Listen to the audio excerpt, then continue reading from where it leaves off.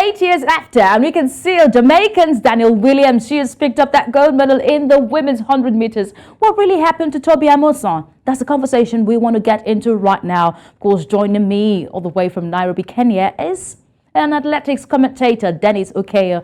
Thank you so much, Dennis, for joining us today. You're back again to talk athletics on the show. Yes, thank you for having me again, and good afternoon from Nairobi, Kenya. It's very sunny here. Yeah, good performance from Budapest. I was a bit. I wanted more Amusan to do much better, but I think probably she wasn't in the right mindset after ups and down go heading to World Championship. But again, she tried, and eventually you see the winner coming from Norway. Yeah, that's Danielle Williams from Jamaica, and I think the finalists were all deep. They were one of the best 100 meter hurdles. Yes. All right. I did see that coming for Tobi Amusan, though. Looking at the back and forth coming from the athletics integrity units and out of competition tests, the whereabout test and all.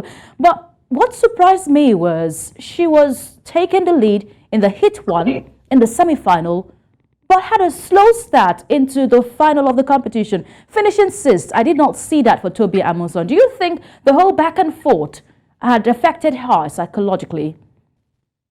Probably is a burnout. Maybe she wasn't 100% prepared for the final. But again, she started a bit slow. The starting from the starting block, she was a bit slower. Yeah, and you can see what towards the 70 meter, she was always lost the leaders. Yes, and I can't blame her for her performance, especially having coming from up and down with the IAU over suspension. Then she was allowed to come in. No, I don't think she was 100% prepared for this World Championship. Yeah, and we probably look forward to next year's Olympic. Do you think the whole back and forth from the AIU distracted her a bit? Yeah, sure. Mentally, yes. You have, when you're going for a major championship like a World Championship, then you have to be 100% prepared. And on this one, she wasn't even sure whether she was going to run, only being allowed a few hours to the championship. So getting to the final was a good achievement for her. Yeah. All right, let's go the distance right now. We noticed that Kenya did not even make it to the 5,000 meters final. Is this a reality check, Dennis, that Kenya have lost their stronghold to go the distance on track? What do you mean? There are two Kenyans in the final. Normally, Dennis, normally you would see more than two Kenyans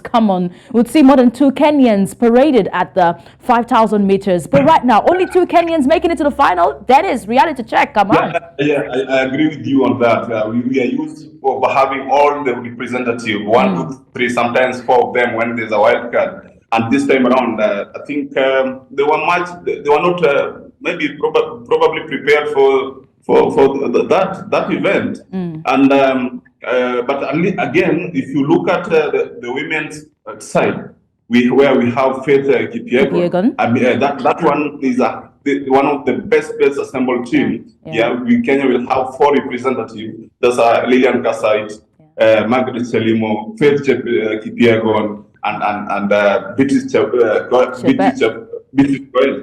Yeah. I mean, Africa is definitely going to sweep all the medals there. That one we can bet and put our money into that. Okay, put in your money, not my money. But I must tell you that a lot of the opinion that maybe the Kenyans are switching their attention away from the track, going to roads, because when you get to roads, it might give you more money. Absolutely right. There are, in road race, there's so many events, and that's where the money is. Most of these athletes are opting for distance running to make quick money. Unlike track, look at Diamond League. How many times do you see distance running being staged? 10,000, 5,000, probably 1 or 2 in a season. Yeah, and that's why one of the reasons why most athletes from Kenya, they're opting to go to road race. Yeah, for quick get money. Yes. All right, Dennis, I'll put you on the spot right now. Do you think that the long distance races are is now becoming not a bet right for Kenyans because they've always dominated that? But at the World Athletics Championship this year, we're not seeing that happen. The likes of Femke Bol coming up, the likes of Korholm coming up, Jakob Ingebrigtsen coming up. Do you think Kenya has lost that bet right to go the distance for long distance races, the 5,000, the 10,000, and the 1,500? Actually, the major, the other nations are deploying the new technique of training, and it's going up to science.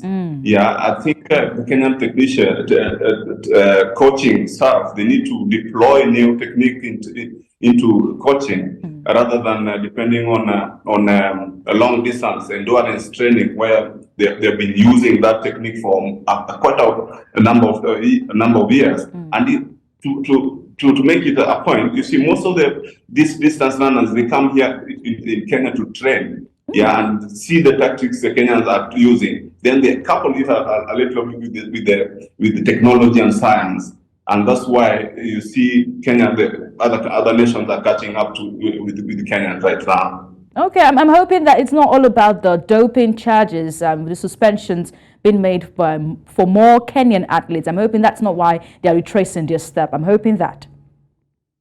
I don't think that can be a major reason. There's so many athletes. There's so many. The number is huge. There are over 6,000 elite runners.